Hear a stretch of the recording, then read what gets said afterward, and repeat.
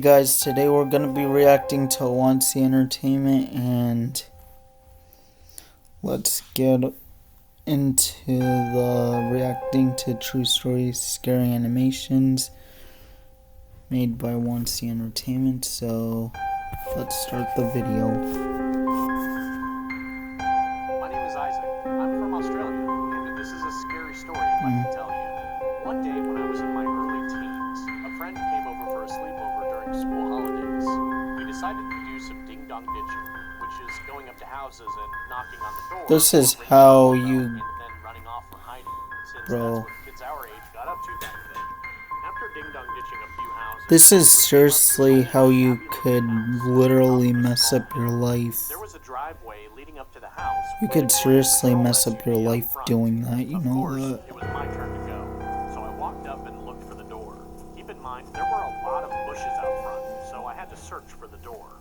I went on one side in front of the car and looked, but it turned out to be the side gate, which was open. I wasn't a real bad kid, so I didn't go in at all. But right as I turned around to go back down the driveway, a red, old, and sporty car pulled up and drove in the driveway and saw me.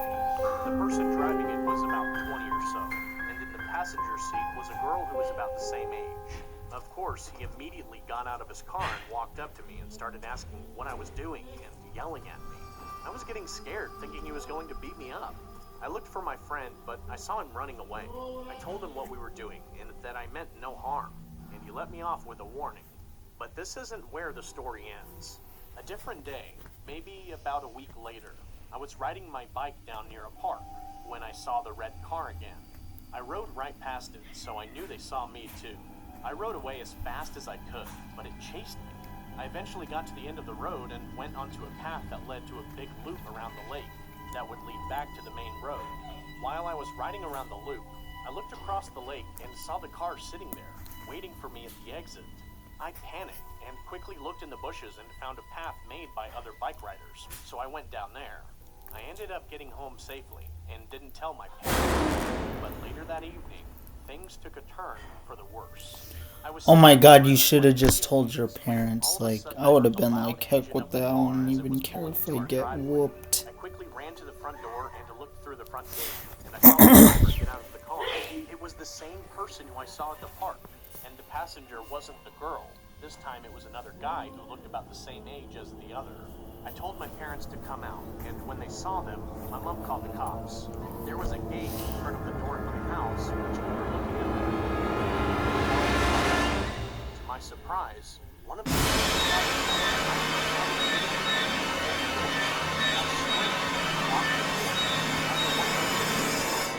heard the gate fly open. The only thing left for them to break before getting in was the old wooden door, which could be opened with just a kick. Just then, we heard police sirens and people yelling. After it all died down, we came out and saw the two men being arrested, and the look he gave me sent chills down my body. We later found out that the men were on drugs, and the driver had a gun and was planning to kill me. I've never been ding-dong ditching since. This is a story about an incident that I caused when I was a reckless teenager, and because of it, I still carry a terrible trauma with me.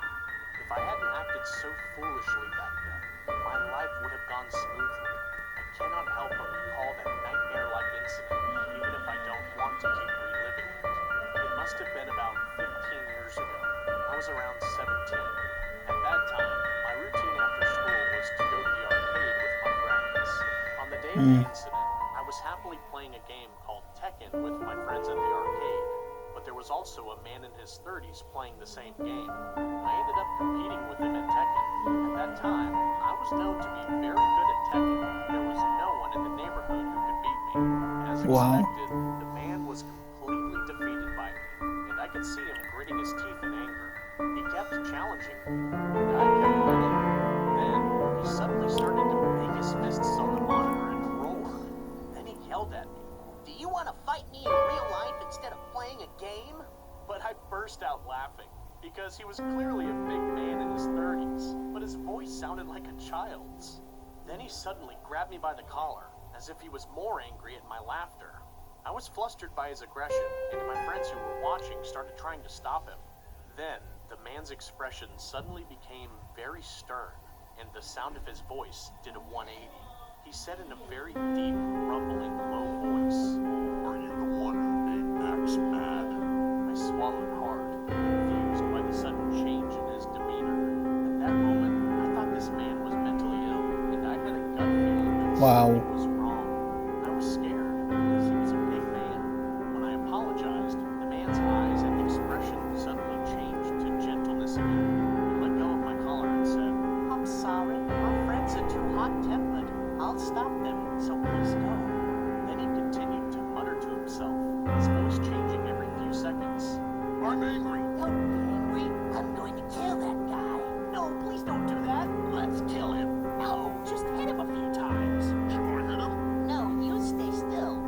I still can't forget the chill running down my spine as I watched the scene in front of me. I was about to leave the arcade when the man suddenly shouted, Where are you going, you punk? Max keeps crying because of you. Let's play another round of Tekken. When I turned around in surprise, the man was running towards me with tears in his eyes. I screamed, and the man threw himself at me and swung his fist.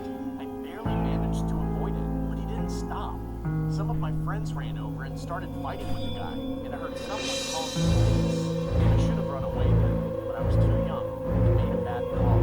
I was angry. I punched him back. He fell back after being hit by my punch, and he seemed to be unconscious for a moment. After a moment, he opened his eyes and started shouting in an unrecognizable language. Then he suddenly jumped at my friend Frank and pushed him. Frank fell back, hitting his head on the game's console and falling to the floor. I could see blood flowing from his head. I was terrified and frozen in place. Then the guy suddenly shouted in a woman's voice, Everyone, please stop. Do you want to go to jail again?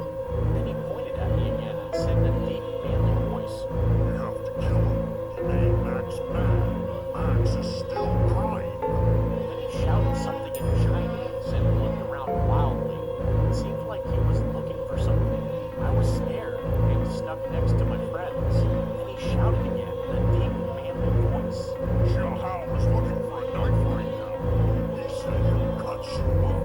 This guy used to run a butcher shop. Do you know what I mean?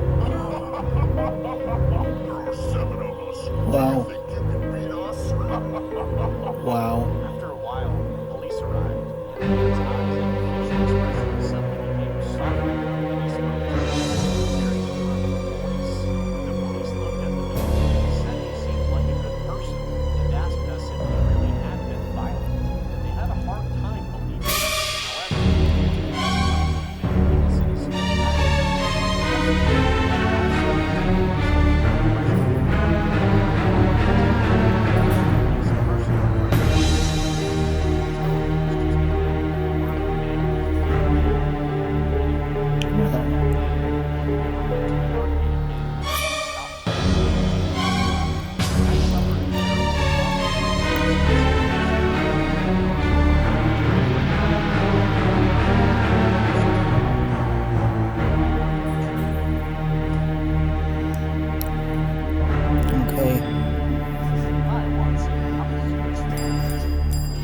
Okay, guys, that's gonna do it all for today. I hope you enjoyed this video and see you on the next one. Bye.